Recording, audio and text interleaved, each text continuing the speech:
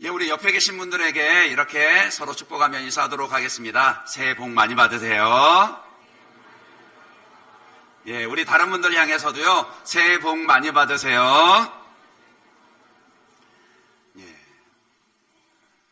사람들이 인정을 하든 안 하든, 모든 복은 하나님으로부터 흘러나옵니다. 물론, 하나님보다 복을 더 중시하는 기복신앙을 경계하는 마음으로 이제 새해 인사를 할 때도 간혹 이렇게 의식적으로 인사하시는 분이 있죠. 주님이 주시는 복으로 충만하시기 바랍니다. 좋습니다. 그런 의도를 가지고 그렇게 인사하는 거 좋습니다. 그러나 말씀드렸듯이 모든 복은 만복의 근원이신 하나님으로부터 나오는 것이기 때문에 굳이 그렇게 인사하지 않아도 괜찮습니다. 그러니까 새해 복 많이 받으세요 라고 인사를 하려고 하는데 그게 조금 마음에 걸리니까 입술에서 멈칫 할 때가 있으시더라고요. 그럴 필요 없으시더라고요. 우리 다시 한 번 더 아까 인사 안 하셨 분들, 좀 멀리 계신 분들 향해서 마음껏 모든 복은 하나님으로부터 나온다 그랬습니다. 다른 분들 향해서도 새해 복 많이 받으세요. 한 번 더 인사하도록 하겠습니다.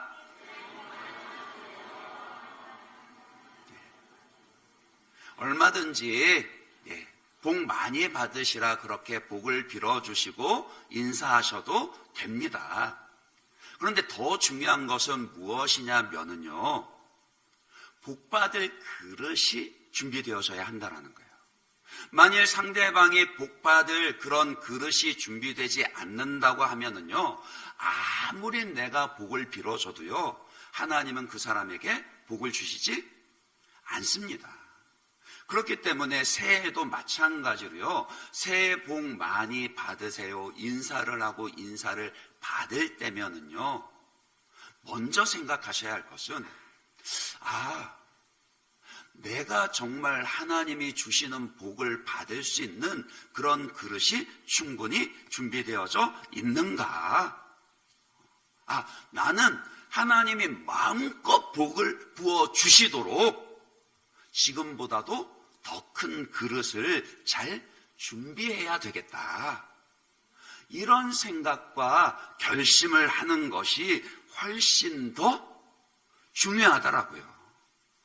그리고 그런 그릇을 준비하는 것 가운데서도요, 가장 중요한 것이 무엇이냐면은 바로 하나님을 가장 소중히 여기는 마음이요, 하나님을 경외하고 사랑하는 마음입니다. 하나님이 누구에게 복을 베풀어 주시겠어요? 그분을 경외하는 자입니다. 하나님을 사랑하여서 하나님을 가장 소중히 여기는 자에게 하나님은 아낌없이 복을 베풀어 주십니다. 오늘 본문에 등장하는 한나가 바로 그런 여인이라는 거예요. 하나님 앞에서 복받을 준비가 된 그런 사람입니다. 처음부터 그랬던 것은 아닙니다. 그녀도요, 처음에는 자기의 결핍과 그것으로 인한 고통으로 인해서 그저 하나님께서 복으로 자기를 채워주시기만 원했습니다. 분인 나에게는 있지만 자기에게는 없는 것, 자식 복을 채워주시기를 기도했더라고요. 그러나 기도하는 중에 그 우선순위가 바뀌었죠. 자기의 결핍으로 인한 갈망이 아니라요. 그러니까 자기의 그 결핍과 그것 때문에, 그 고통 때문에 부르짖는 그 갈망이 전부가 아니라 이제는 하나님을 향한 갈망으로 바뀌게 됐습니다. 하나님이 자식을 주시길 원하지만은, 그러나 이제는 하나님을 더 귀하게, 하나님을 더 소중하게 여기게 되었더라고요. 그것을 어떻게 알 수 있다 그랬죠? 그녀의 기도가 달라졌습니다. 그 기도하면서 그녀가 어떻게 소원을 했습니까? 사무엘상 1장 11절 말씀 한번 볼까요? 우리가 앞서 살펴보았던 말씀인데 여러분 같이 한번 읽어봐 주시기 바랍니다. 사무엘상 1장 11절 같이 시작.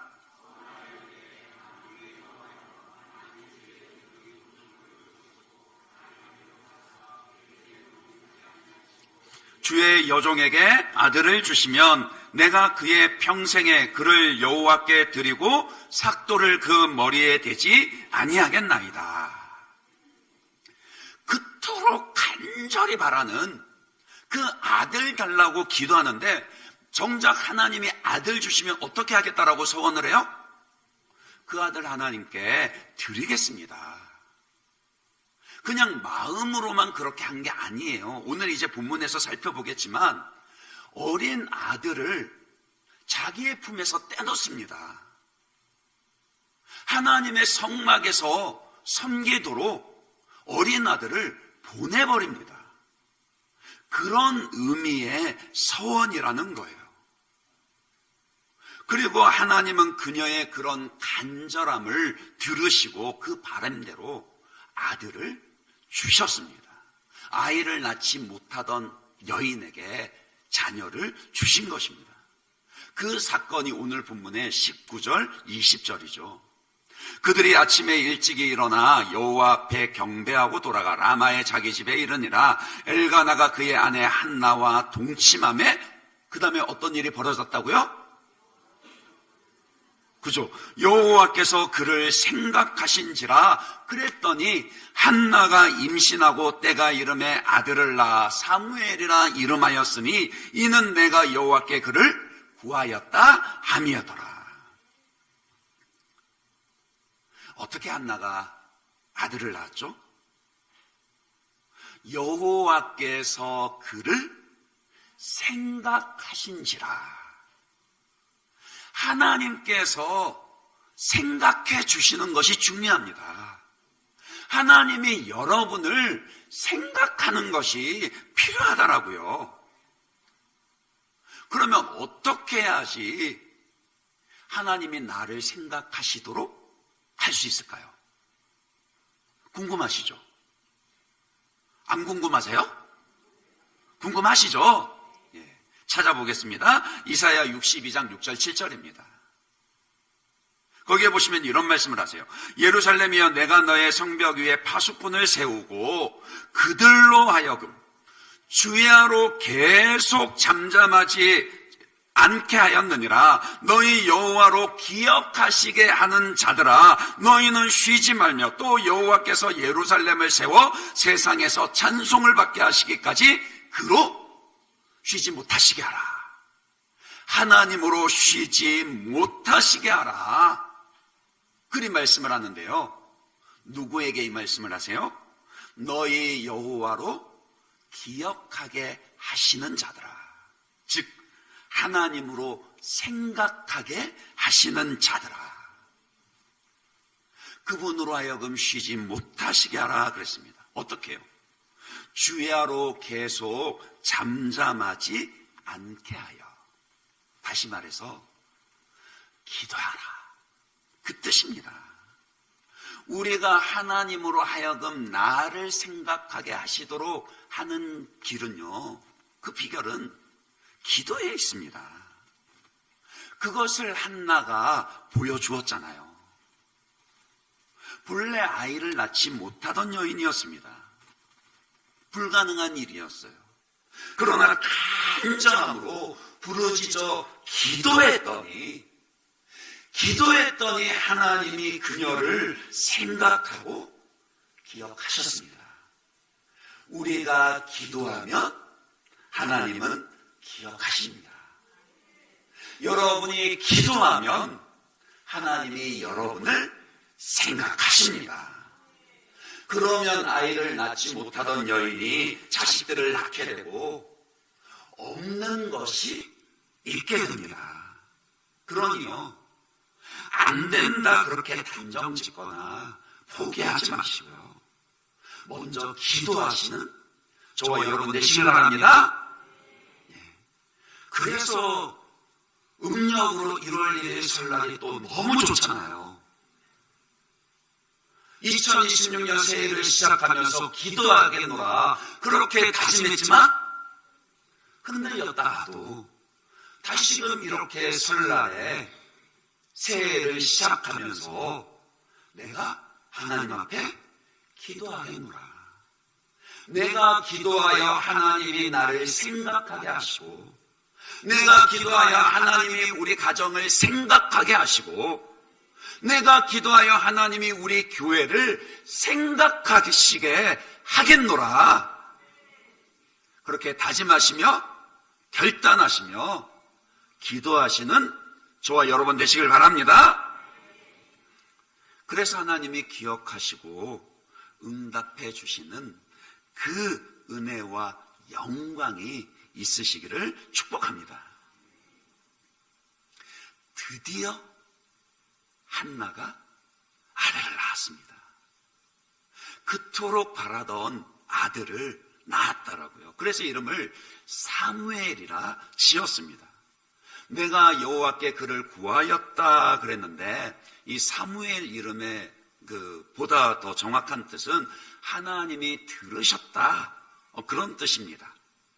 그러니까 그의 이름이 하나님이시라 그렇게 번역을 하기도 합니다만은 사실은 문맥과 그 단어들을 생각하면 하나님이 들으셨다 그런 뜻이라고요. 그런데 중요한 것은 그 다음입니다. 아들을 낳고 난 이후에 그 어머니가 된 한나의 반응이라고요. 왜 화장실 들어갈 때 마음 다르고 나올 때 마음 다르다 이런 말 있잖아요. 기도할 때 있어서도 우리가 그런 모습일 때가 얼마나 많습니까? 여러분이 아무리 아닌 듯 시침이 떼는 표정으로 그렇게 저를 보고 계셔도 저가 압니다. 저도 그렇거든요. 급할 때면 울며 불며 부르짖어 하나님을 찾다가도 딱 그 순간 넘기고 나면은 언제 그랬냐는 듯이 소홀해지거나 멀어지기도 하잖아요. 그런 모습이 많습니다. 그런데 그런 사람은요, 하나님이 주시는 복을 담을 수 있는 그릇이 준비되지 않은 사람이라고요. 그러니까 그게 비결입니다. 하나님이 여러분에게 주시는 복을 한 번의 기도로 다 담을 수 있을 것 같으세요? 아니요. 하나님이 주시는 복은요, 훨씬 더 높고 크고 깊습니다. 하나님은 우리를 위해서 예비하신 복을 주시는데요, 우리를 너무 잘 아세요. 그래서 한 번에 한꺼번에 주시지 않습니다. 왜요? 그렇게 한 번에 몰아서 주면 입 싹 닫고 나 몰라라 할 거 너무 잘 아시니까요. 안 찾으실 거잖아요. 그래서 하나님은 은혜를 주실 때도 매일의 은혜를 주시고 우리의 필요를 채우시며 양식을 주실 때도 일용할 양식을 주십니다. 오늘 여러분에게 일용할 양식보다 더 많이 베풀어 주셨을 때는요, 더 많이 나누라고 주신 것입니다. 그러니까 하나님이 주신 것을 가지고 더 많이 나누고 더 많이 기도하면 하나님은 더 많은 것으로 여러분에게 풍성히 채워 주실 것입니다. 어쨌든 한나는 기도하기 전과 기도한 이후의 모습이 한결같았습니다. 그녀가 어떻게 반응을 했죠? 22절에서 24절입니다. 오직 한나는 올라가지 아니하고 그의 남편에게 이르되 아이를 젖대거든 내가 그를 데리고 가서 여호와 앞에 뵙게 하고 거기서 영원히 있게 하리이다 하니 그의 남편 엘가나가 그에게 이르되 그대의 소견에 좋은 대로 하여 그를 젖대기까지 기다리라. 오직 여호와께서 그의 말씀대로 이루시기를 원하노라 하니라. 이에 그 여자가 그의 아들을 양육하며 그가 젖대기까지 기다리다가 24절은 같이 읽어볼까요? 같이 읽습니다. 시작.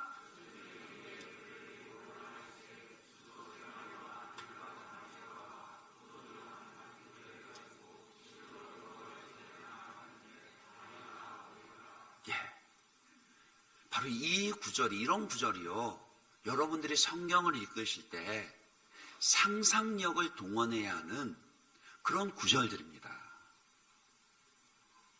그토록 오래 간절히 갈망하고 기도해서 겨우겨우 얻은 아들이에요. 그런데 그 젖먹이 아이를 떼어놓는 일을 그냥 무덤덤하게 읽으시면 안 됩니다. 한나의 심정이 어떠했을지를 좀 상상해 보시라는 거예요. 보통 그 당시 유대인들의 문화에서는요, 아이가 젖될 무렵이라 하면은 한 3살 정도 됐을 때입니다. 그 마카비이서 2장 27절을 참고해 보면요, 자녀에 대해서 이런 표현이 나오거든요. 9달 동안 뱃속에 품었고 너에게 3년 동안 젖을 먹였으며. 그러니까 보통은 3살까지 젖을 먹이거나 아니면 늦어도 5살 정도입니다. 그러니까 지금 사무엘이 태어나고는요, 매년 올라가던 그 성막 제사에 참석하지 않고 한나는 오롯이 이 어린 사무엘을 양육하는 것에만 집중합니다. 그것은 그녀가 뒤늦게 마음이 변했거나 아니면 자기의 서원을 후회해서가 아니라요, 하나님 앞에 서원한 것을 지키기 위한 그녀만의 준비였습니다. 인간적으로는 모르겠어요. 어쩌면 순간순간 그런 시험이 찾아왔을 수도 있었을 겁니다. 내가 왜 그때 기도하면서 그냥 기도만 할 것을, 그런 소원을 해가지고 이제 이 젖먹이 아이를 어떻게 내가 떼어놓나. 엄마 심정에 왜 안 그렇겠어요? 저는 지금 저희 집 아이들 다 컸지만 아직도 남의 집에 그 몽글몽글한 갓난애기들 보면 공연히 만지고 싶고 안아보고 싶고 그렇잖아요. 갓난아기들 보면은 눈에 넣어도 아프지 않을 것 같은 것이, 그게 부모 마음이고 특히 엄마 마음입니다. 그러니 한나가 3년에서 5년 정도의 시간 가운데 매일 아침이면 이 아이를 이제 곧 성막으로 올려보내야 한다는 걸 생각했을 터인데 왜 그녀라고 해서 그런 생각을 하지 않았겠습니까? 그러나 그때마다 그녀는 기도했을 겁니다. 하나님, 이 아이는 하나님의 아이입니다. 하나님이 내게 주신 아들이고, 그래서 내 아들이기 전에 하나님의 것입니다. 그저 지금 제 품에 이 아이를 안겨주시니 그것으로도 감사합니다. 충분히 그것을 짐작할 수 있는 것이 무엇이냐면요, 바로 남편 엘가나의 반응이거든요. 본래 율법에 따르면 남편의 허락이 없이는 여인의 서원은 무효로 돌릴 수가 있습니다. 구약의 율법이 그래요. 그러니까 그 장성하지 아니한 어린 자녀의 서원이나 특히 처녀의 서원이나 남편의 허락이 없이는 여인의 서원이 그렇습니다. 민수기 30장 8절 한번 보실까요? 거기에 보시면은, 그러나 그의 남편이 그것을 듣는 날에 허락하지 아니하면 그 서원과 결심하려고 경솔하게 입술로 말한 서약은 무효가 될 것이니 여호와께서 그 여자를 사하시리라. 그러니까요, 한나의 상황에서도요, 한나의 지금 상황에서도 만약 정말 그럴 마음이 있었다라면 남편 엘가나에게 여보, 진짜 이 젖먹이 떼놔야 돼? 라고 그렇게 슬쩍 언질만 줘도 아내 사랑으로 넘쳐났던 엘가나는 즉시로 눈치를 채고, 그러니까 남편은 눈치가 빨라야 되거든요. 아닙니까? 우리 모든 예외교회 남편분들은 엘가나처럼 눈치 있으시길 바랍니다. 그런데 아마 한나가 그 정도 눈치만 줬어도 엘가나가 바로 아내의 뜻을 알아듣고, 아 그래, 이렇게 귀하게 얻은 아들을 어떻게 바로 드릴 수 있어? 내가 허락 못해 라고 말할 수도 있었고, 그런 말을 한나가 얼마든지 유도할 수도 있었을 겁니다. 그런데 참 이 남편도 대단한 것이요, 아내가 소원한 것을 하나님 앞에서 지킬 수 있게 해줍니다.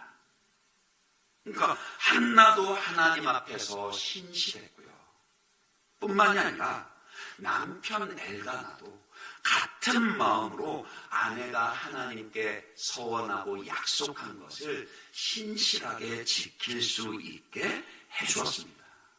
아마 엘가나도 이 아들 사무엘은 하나님이 주신 아들이다, 기도로 얻은 하나님이 주신 하나님의 아들이다라는 것을 믿었기 때문입니다.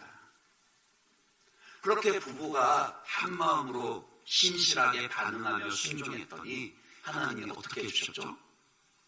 그들 부부에게 사무엘뿐만이 아니라 더 많은 자식들을 주셨습니다. 그러니까 복받을 그릇이 준비되면 하나님이 채워 주신다니까요. 그리고 때가 됐습니다. 물론 아직 아들 사무엘은 어리기만 했습니다. 24절 말미에도 보시면 뭐라 그랬습니까? 아이가 어리더라 그랬습니다. 그러나 비록 아이가 어리지긴 했지만은 한나는 최선을 다해서, 왜 너가 이제 곧 엄마를 떠나야 하는지, 왜 너가 성막에서 평생의 하나님을 섬겨야 하는지를 가르쳤을 겁니다. 무엇보다도 너는 기도로 낳은 하나님의 사람이다, 이 정체성을 분명하게 심어 주었을 것 같습니다. 너무 짧은 시간인 것 같고 너무 아이가 어린 것 같지만 불가능하지는 않더라고요. 모세도 한번 보세요. 모세도 그 바로의 딸 공주의 궁궐에 들어가기 전에 엄마 요게벳의 품에서 젖을 먹었습니다. 그리고 젖을 떼고는 그 공주의 궁궐로 들어갔던 거예요. 언제 모세에게 하나님의 백성이며 하나님의 자녀라는 것을 가르쳐 줄 수 있었죠? 엄마 품에 있을 때예요. 그래서 엄마의 신앙이 그렇게 중요합니다. 조나단 에드워즈는 미국에서 1, 2차 대각성 운동을 이끌었던, 그리고 또 그 대각성 운동을, 부흥의 모습을 분별력 있게 잘 묘사한 것으로 굉장히 유명한 그런 인물입니다. 그는 그때 그 부흥의 경험으로 10살보다 훨씬 어린 아이라 할지라도 회심을 경험할 수 있다, 이렇게 주장을 합니다. 실제로 그 놀라운 회심 이야기라는 책을 보시면은요, 피비 바틀렛이라는 그런 4살짜리 여자아이가 나오는데, 그 4살짜리 어린아이가 자기의 죄를 고백하고 예수님을 구주로 영접하는 회심을 체험했다라고 나와 있어요. 그러니까 하나님이 하시면요, 성령이 역사하시면 여러분이 아직 어려서 아니다 생각하는 바로 그 여러분의 어린 자녀들이 회심할 수 있다라니까요. 우리는 그 은혜를 간구해야 합니다. 한나는 그렇게 수년의 시간 동안 어린 아들 사무엘을 교육하며 그를 준비시켰습니다. 그 결과가 이제 2장으로 넘어가서 2장 18절에서 21절이에요. 같이 한번 보실까요? 사무엘은 어렸을 때 세마포 에봇을 입고 여호와 앞에서 섬겼더라. 그의 어머니가 매년 드리는 제사를 드리러 그의 남편과 함께 올라갈 때마다 작은 겉옷을 지어다가 그에게 주었더니 엘리가 엘가나와 그의 아내에게 축복하여 이르되 여호와께서 이 여인으로 말미암아 내게 다른 후사를 주사 이가 여호와께 간과하여 얻어 바친 아들을 대신하게 하시기를 원하노라 하였더니 그들이 자기 집으로 돌아가매 여호와께서 한나를 돌보시사 그로 하여금 임신하여 세 아들과 두 딸을 낳게 하셨고 아이 사무엘은 여호와 앞에서 자라니라. 그러니까 하나님이 사무엘 이후로도 그 동생들을 주셨는데 사무엘과는 터울이 있었어요. 그러니까 젖된 이후에 사무엘을 성막에 올려 보내고 그것보다 그 이듬해 적어도 이듬해에 작은 세마포 옷을 지어 올라갔을 때 엘리 제사장이 그 모습을 보고 축복했을 때 더 많은 자녀들을 주었거든요. 그런데 중요한 것은 어렸을 때부터 사무엘은 뭐라고요? 세마포 에봇을 입고 성막에서요 하나님 앞에서 섬겼다라는 겁니다. 비록 자식을 떼어놓았지만 여전히 그를 향한 부모님의 사랑은 한결 같았습니다. 그럼에도요 그토록 사랑하는 아들이었지만 그 사랑이 하나님을 향한 사랑은 넘지 않았습니다. 한나의 신앙 교육의 최우선은 그거였다고요. 하나님이 최우선이었고 하나님이 주신 귀한 아들은 그 다음이었습니다. 그런데 그것이 바로 부모도 자녀도 잘되게 하는 비결이라고요. 하나님이 복을 주시니 그 가정에 더 많은 자식의 복을 주셨을 뿐만이 아니라요.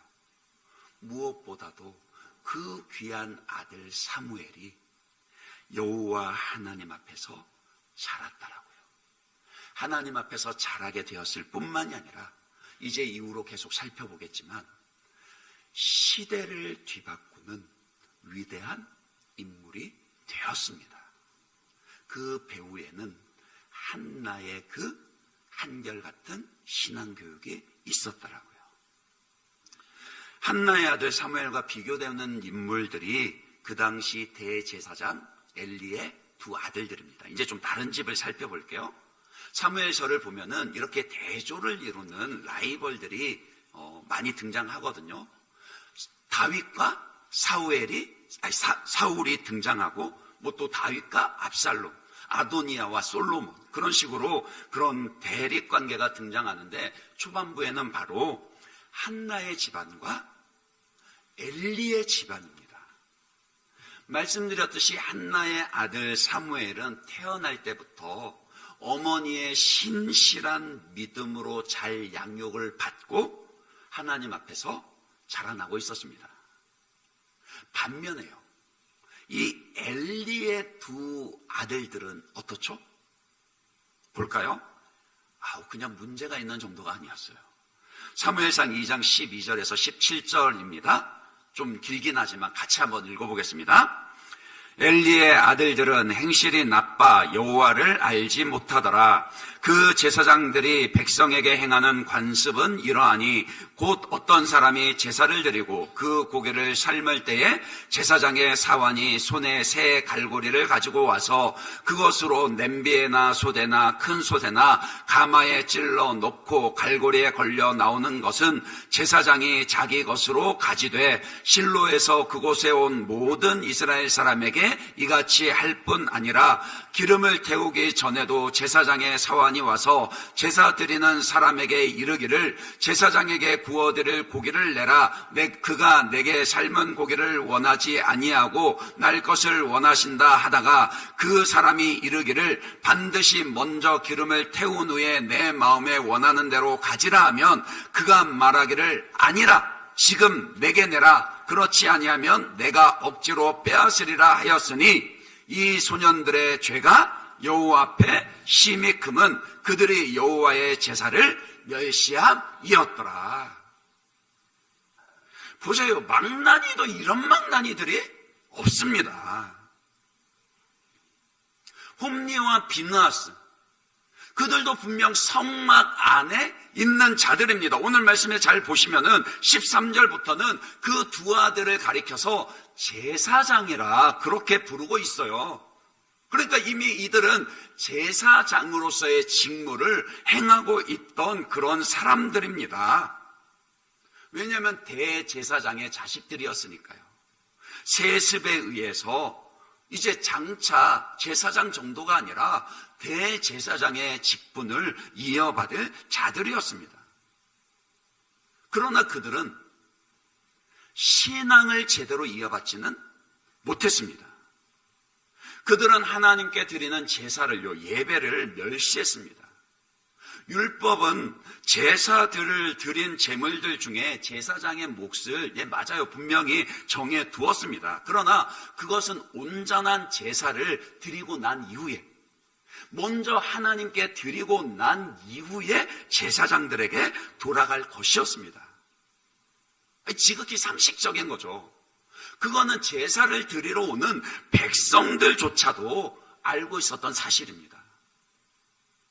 그런데 엘리의 두 아들들은 어떻게 했죠? 자기들이 마음에 원하는 것만 있기만 하면은 아직 하나님 앞에 제대로 제사를 드리기 전이라도 해도 그 갈고리 가져와서 어디서 그런 갈고리를 만들었는지 모르겠어요. 성막기구에 그런 거 없거든요. 그 솥단지 푹 넣어가지고 자기 마음에 드는 것, 자기 마음에 욕심나는 대로 재물을 먼저 가져가 버렸습니다. 생각해 보세요. 이런 망나니 같은 행동이 하루아침에 몸에 배었을까요? 그렇게 생각하세요? 아닙니다. 그렇지 않습니다.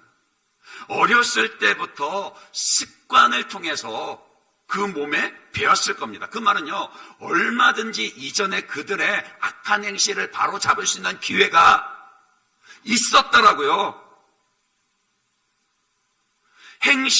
그들의 행실이 나빠 여호와를 알지 못하더라. 오늘 우리 개정개혁에서는 이렇게 번역을 했는데, 이걸 자칫 오해하면은 마치 그들의 행실이 나빠서 하나님을 알지 못했다, 이 인과를 이렇게 이해하기가 쉬운데, 다른 번역본들을 보시면요, 이 끊어서 기록을 합니다. 그들의 행실이 나빴다, 그들은 하나님을 알지 못했다. 그러니까 무슨 뜻이냐면은 그들의 행실이 나빴는데 그것은 하나님을 알지 못했기 때문입니다. 그러니까 하나님을 제대로 알지 못하니까. 성막 안에 있고 제사장의 옷을 입었는데 신앙을 온전히 전수받지 못하고 하나님을 제대로 알지 못하니까 행실이 나빠졌더라고요. 객관적으로 따지면 홈니와 빈나스가 하나님을 알 수 있는 환경과 조건들은 다른 어느 집보다도 훨씬 더 좋았습니다. 왜냐하면 대제사장의 아들들이었고 어렸을 때부터 성막을 출입하면서 하나님께 제사 드리는 것을 지켜보았었고요. 물리적으로는 하나님께 가까이 있는 듯이 그렇게 보였기 때문입니다. 그러나 정작 그들은 하나님을 알지 못했습니다. 오히려 하나님께 드리는 예배를 멸시하고요, 큰 죄악을 범하고 있어요. 심지어는요, 나중에는 무슨 일까지 행했는지 아세요? 성막 안에 수종드는 여인들과 동침을 했더라고요. 누가 그들의 이 악한 행실을 바로 잡아줘야 합니까? 누가 진즉의 기회가 있을 때 그들의 악한 행실을 끊고 온전히 하나님을 향하여 돌이킬 수 있도록 그들을 붙잡아 주어야 했습니까? 그들의 아버지 엘리였습니다. 그러나 엘리는 그렇게 하지 않았더라고요. 2장 22절에서 26절입니다. 엘리가 매우 늙었더니 이제는 힘이 빠졌어요. 자식들이 자기 마음대로 할 수가 없게 돼버린 거예요. 그의 아들들이 온 이스라엘에게 행한 모든 일과 해막문에서 수종드는 여인들과 동침하였음을 듣고 그들에게 이르되 너희가 어찌하여 이런 일을 하느냐, 내가 너희의 악행을 이 모든 백성에게서 듣노라. 분명히 들었습니다. 알고 있습니다. 내 아들들아, 그리하지 말라. 내게 들리는 소문이 좋지 아니라 너희가 여호와의 백성으로 범죄하게 하는도다. 사람이 사람에게 범죄하면 하나님이 심판하시려니와 만일 사람이 여호와께 범죄하면 누가 그를 위하여 간구하겠느냐 하되, 지금 그 아들들이 이 정도 타일러서 될 정도입니까? 아닙니다. 더군다나 제사장이라면 자기들만 죄를 범하는 게 아니라 백성들까지 죄를 짓게 하고 있다면 쫓아버려야죠. 그런데 그리하지 않았더라고요. 그러니까 25절 그 하반부부터 보니까 뭐라 그럽니까? 그들이 자기 아버지의 말을 듣지 아니하였으니 이는 여호와께서 그들을 죽이기로 뜻하셨음이더라. 대조를 보세요. 사무엘은 어땠다고요? 아이 사무엘은 점점 자라매 여호와와 사람들에게 은총을 더욱 받더라. 보세요. 분명 아버지 엘리는 자기 자식들의 패악질을 들었습니다. 그런데 어떻게 반응하죠? 얘들아, 그러면 안 된다. 하지 마라. 야, 그러다 하나님한테 벌 받는다. 진짜 하나님의 심판, 지금 하나님이 죽이기로 작정할 정도가 됐는데 그 정도 해서 될 일입니까? 여러분 자녀들이 아무리 원한다고 해도 지금 그것 때문에 죽을 지경이 됐으면은 그냥 야, 너 그거 하지 마. 그 정도 하고 마시겠습니까? 머리를 밀어버려야죠. 아니에요? 제가 종종 그 농담처럼 그런 얘기 하거든요. 오늘 온가족 예배라 저희 집 딸들도 있는데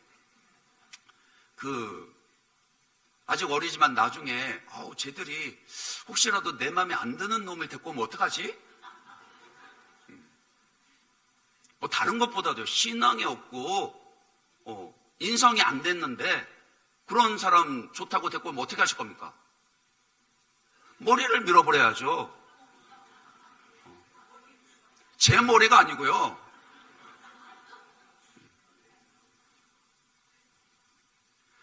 지금 엘리는 그것보다 훨씬 더 심각한 상황입니다.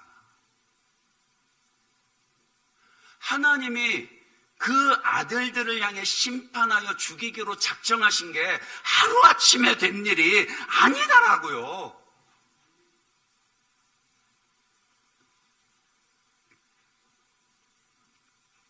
만일 엘리가 한나처럼 그 자식들을 하나님보다 더 귀하게 여기지 않았다라면, 그러니까 하나님을 최고로 여겼다라면 그리하지 않았겠죠.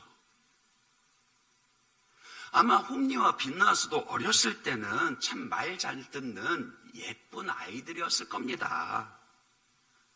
그들도 어렸을 적에는 눈에 넣어도 아프지 않을 귀한 자식들이었을 겁니다.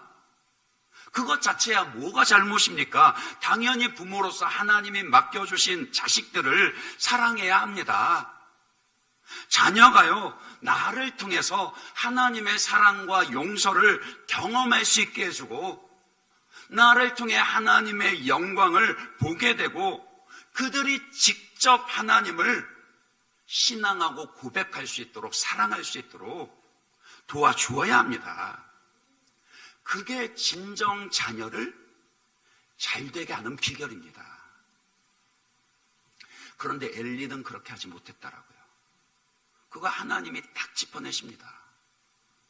2장 29절 30절입니다. 하나님이 엘리에게 뭐라 그러신가 보세요. 너희는 어찌하여 내가 내 처소에서 명령한 내 제물과 예물을 밟으며 내 아들들을 나보다 더 중히 여겨 내 백성 이스라엘에 드리는 가장 좋은 것으로 너희들을 살찌게 하느냐. 그러므로 이스라엘의 하나님 나 여호와가 말하노라. 내가 전에 내 집과 내 조상의 집이 내 앞에 영원히 행하리라 하였으나 이제 나 여호와가 말하노라. 결단코 그렇게 하지 아니하리라. 나를 존중히 여기는 자를 내가 존중히 여기고 나를 멸시하는 자를 내가 경멸하리라. 이게 무겁고도 무서운 하나님의 말씀입니다.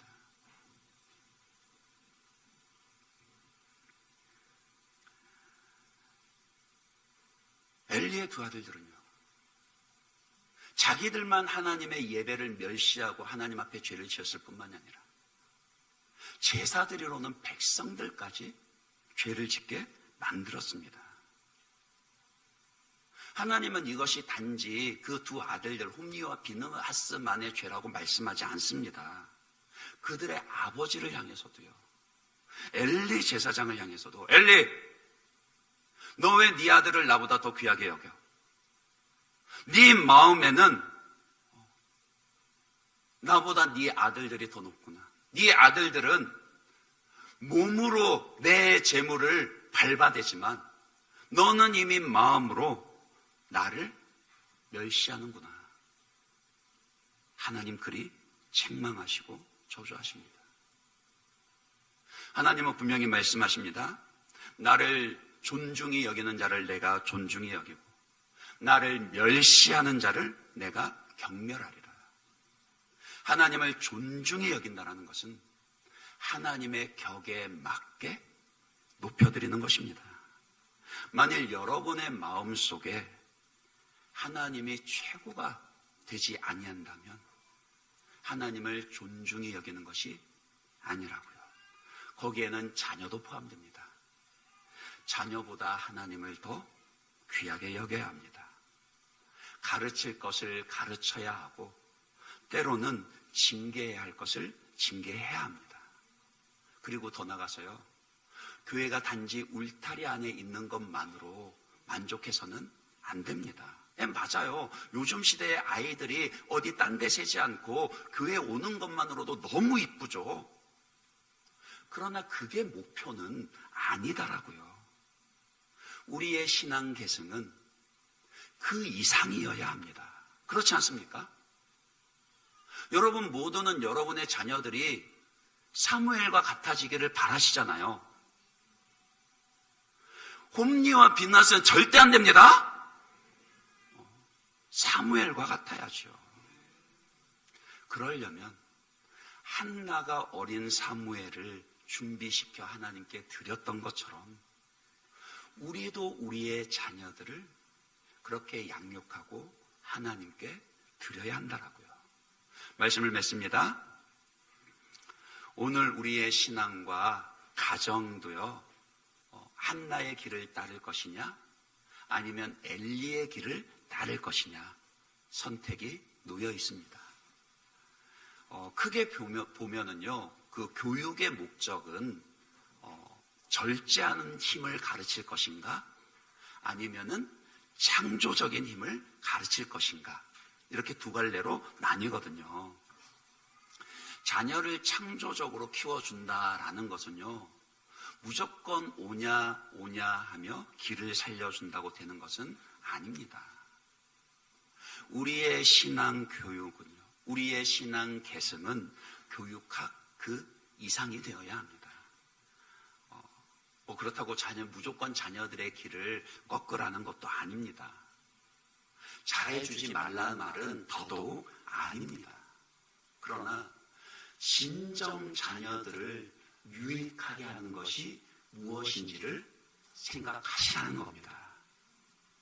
그것은요, 자녀들이 하나님이 주시는 복을 담을 수 있는 그릇을 갖추게 해주는 것이라고요. 부모가 아무리 사랑해도 한계가 있기 마련입니다. 그렇잖아요. 세월이 지나갈수록 그거를 절실하게 경험하지 않습니까? 아무리 잘해줘도 내 힘으로 자식의 결핍을 다 채워줄 수는 없습니다. 그러면 우리가 해야 할 일은 뭐죠? 그들이 자기의 결핍 때문에 아파하기만 하며 포기하는 것이 아니라 오히려 자기의 결핍을 가지고 하나님 앞에 나아가 기도하고 하나님의 채우심을 경험할 수 있는 그런 신앙을 전수해 줘야 합니다. 교육적으로 보면은요, 어린 사무엘을 성막에 떼어놓은 한나의 교육이 참 모질게 그렇게 느껴질 수도 있습니다. 그러나 한나가 엄마로서 채워주지 못하는 것을요, 한나가 그렇게 하나님 앞에서 신실하게 믿음으로 양육했더니 엄마가 채워주지 못하는 것을 누가 채워주셨다고요? 하나님이 채워주셨더라고요. 그러면 된 것입니다. 그래서 그녀의 아들이 진짜 사무엘이 되었던 것입니다.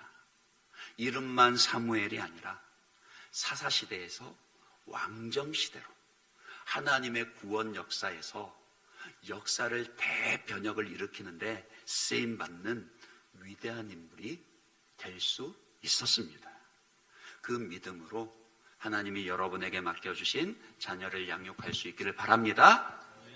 또한 그런 부모가 될 수 있도록 저와 여러분이 먼저 한나와 같은 신실한 믿음의 사람, 하나님을 가장 존귀히 여기며 사랑하는 그런 신앙인이 되시기를 주님의 이름으로 축원합니다.